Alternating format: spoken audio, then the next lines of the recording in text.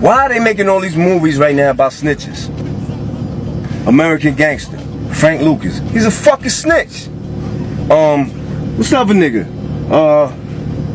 Nicky Barnes, he's a fucking snitch. Why are they making movies about snitches? Why there's no movie about Wayne Perry in DC? Why there's no movie about Tulu Shakur and all these motherfucking niggas that's locked up doing life? You know what I'm saying? Because they on some real rebel. Don't know nothing about Wayne Perry though. District of Columbia, guns on your tumbler.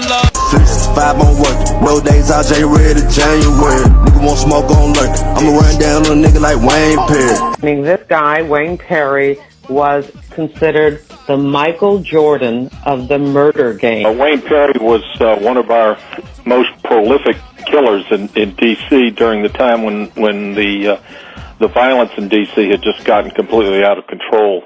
This is Washington, D.C., headquarters to the National War on Drugs.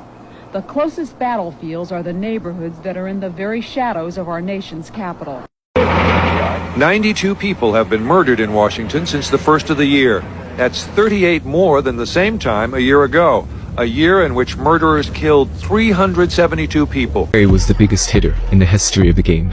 Described as the Michael Jordan of the murder game, Wayne had the entire city of DC in complete fear. DC was the original Chirac in the 1980s as America's murder capital and ground zero for the crack epidemic. In a city of cocaine kingpins and cutthroat killers, Wayne Perry stood out as an apex predator, the absolute top of the food chain. Imagine Omar from The Wire and Lamar from BMF all rolled into one. That was Wayne Perry.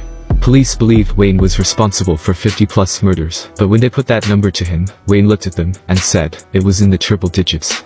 Now, everyone's seen the classic Hood movie, Paid in Full. But not everyone knows that the movie is missing a huge part of the true story. That part is the DC part. After killing Rich Porter, Alpo would run to DC, where he linked up with Wayne. Alpo and Wayne would then preside over a reign of terror in DC, dropping dozens of bodies across the city, and going to war with some of the most legendary hustlers, including Demencio Benson and Michael Frey's soldiers. Anthony Perry was born on November 14, 1962. He grew up on L Street, in an area of southwest DC, known as 203. Wayne excelled at sports from an early age, started building a reputation for violence from an early age, committing his first murder at only 12 years old. The story goes that, one day, Wayne had been approached by his older cousin. His older cousin was active in the streets, and wanted to take out one of his homeboys, who he believed couldn't be trusted anymore. Wayne was only 12, but agreed to put his cousin's homeboy in the dirt. They figured that, if Wayne got caught, he'd only get a slap on the wrist. He was only a kid, after all. Also, if Wayne did the hit, it would be easier to catch his cousin's homeboy slipping, since he wouldn't expect to get taken out by a little kid. One day, Wayne managed to catch up to the target. He then asked his cousin's homeboy for ice cream. Wayne was only 12, so it didn't seem like an unordinary request. His cousin's homeboy said, "Sure, I'll get you some ice cream." As they went to get the ice cream, his cousin's homeboy started walking in front of Wayne. His guard was down. Wayne saw his opportunity to strike.